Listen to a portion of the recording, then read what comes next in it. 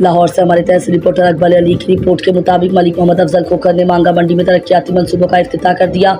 इस हवाले से मुख्तलिफ यूसी गाँव से रैली निकाली गई। उनकी क़यादत मुस्लिम लीगी रहनुमाओं ने की।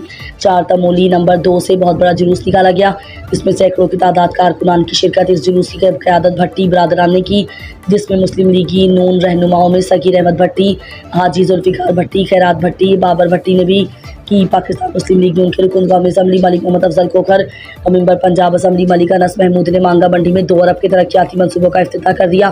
मांगा मंडी चौक पहुंचने पर लीगी रहनुमाओं ने उनका भरपूर इस्तकबाल किया। मलिक अफजल खोखर ने खिताब करते हुए कहा कि मैंने हमेशा उसूलों की सियासत की। मांगा मंडी की गलियां और सड़कें जल्द तामीर की जाएंगी।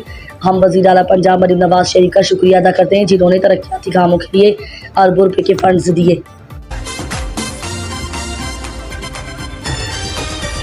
अफजल खोखर दा शेरी निशाने, अफजल खोखर दा शेरी निशाने, मोरा शेर ते लाना।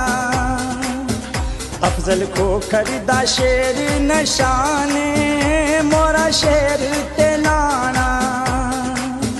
वोटिंग दे रखना खास